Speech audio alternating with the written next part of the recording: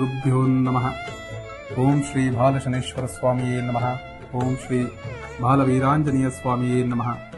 ಓಂ ಶ್ರೀ ಕರಡಿಗುಚ್ಚಮ್ಮದೇವಿಯೇ ನಮಃ. ಶ್ರೀ ಸ್ವಾಮಿಯು ಬೆಂಗಳೂರು ನಗರದ ಉಲ್ಲಾಳು ಉಪನಗರ ಗ್ರಾಮದಲ್ಲಿ ನೆಲೆಸಿದ್ದಾರೆ. ಕ್ಷೇತ್ರದ ವಿಶೇಷವೇನೆಂದರೆ ಶನೇಶ್ವರ ಸ್ವಾಮಿ ಹಾಗೂ ಆಂಜನೇಯ ಸ್ವಾಮಿಯು ಬಾಲ್ಯ ರೂಪದಲ್ಲಿ ನೆಲೆಸಿರುವಂಥ ತುಂಬಾ ವಿಶೇಷವಾದಂತಹ ದೇವಾಲಯ ಇದಾಗಿದೆ.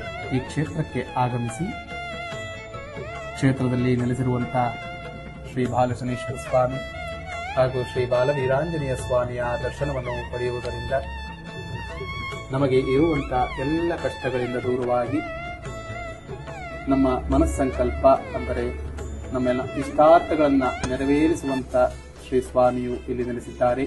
ಈ ಕ್ಷೇತ್ರದಲ್ಲಿ ಪ್ರತಿ ಶನಿವಾರ ಬರುವಂತ ಎಲ್ಲ ಭಕ್ತಾದಿಗಳಿಗೂ ಅನ್ನಪ್ರಸಾದವಿರುತ್ತದೆ ಹಾಗೂ ಹುಣ್ಣಿಮೆಯ ದಿನದಂದು ಹೋಮ ಹಾಗೂ ಸತ್ಯನಾರಾಯಣ ಪೂಜೆಯು ನಡೆಯುತ್ತದೆ. ವಿಶೇಷವಾಗಿ ಪ್ರತಿ ಅಮಾವಾಸ್ಯೆಗಳಲ್ಲಿ ಶ್ರೀ ಕ್ಷೇತ್ರದಲ್ಲಿ ಪೂಜ್ಯ ಗುರುಗಳಾದ ಶ್ರೀ ದೇವೇಂದ್ರ ಶರ್ಮಾ ಗುರುಗಳಿಂದ ಪ್ರಶ್ನೆ ಚಿಂತನೆ ಕಾರ್ಯಕ್ರಮ ಅಂದರೆ ಅಷ್ಟಮಂಗಲ ಪ್ರಶ್ನೆ ಕಾರ್ಯಕ್ರಮ ನಡೆಯುತ್ತದೆ. ಶ್ರೀ ಗುರುಭ್ಯೋ ನಮಃ.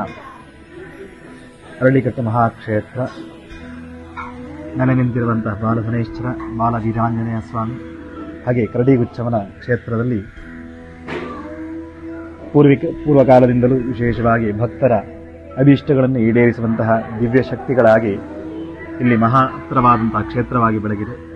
ಇನ್ನು ಮುಂದೆ ಭಕ್ತರ ಎಲ್ಲ ರೀತಿಯಾದಂತಹ ಕಷ್ಟಗಳ ಪರಿಹಾರಕ್ಕೋಸ್ಕರವಾಗಿ ಪ್ರತಿ ಅಮಾವಾಸ್ಯೆಯಲ್ಲೂ ಪ್ರಶ್ನಾಮಾರ್ಗ ಮುಖಾಂತರವಾಗಿ ಅವರ ಕಷ್ಟಗಳನ್ನು ಪರಿಹಾರ ಮಾಡುವುದು, ಅದೇ ರೀತಿಯಾಗಿ ಕ್ಷೇತ್ರದಲ್ಲಿ ಅನ್ನದಾನಾದಿ ಕರ್ಮಗಳು, ಅದರೊಂದಿಗೆ ಅವರ ಏನೆಲ್ಲ ಕಷ್ಟಗಳಿದೆಯೋ ಕ್ಷೇತ್ರದಲ್ಲಿ ನಮ್ಮ ಕೈಲಾದ ಸಹಾಯದ ಹಸ್ತದಲ್ಲಿ ಪರಿಹಾರ ಕಾರ್ಯವನ್ನು ಮಾಡುವಂತಹ ಒಂದು ಸಂಕಲ್ಪವನ್ನು ಈ ಕ್ಷೇತ್ರದಲ್ಲಿ ಸಂಕಲ್ಪಿಸಿದ್ದಾರೆ. ಆ ಎಲ್ಲ ಕಾರ್ಯವನ್ನು ಕ್ಷೇತ್ರಾಧಿಪ ದೇವತೆಗಳು ನಮಗೆ ಅನುಗ್ರಹ ಮಾಡಿ ಕಾಪಾಡಿಕೊಂಡು ಬರಲಿ ಎನ್ನುವಂತಹದ್ದಾಗಿ ಈ ಕಾಲಕ್ಕೆ ಹೇಳುವಂತಹದ್ದು.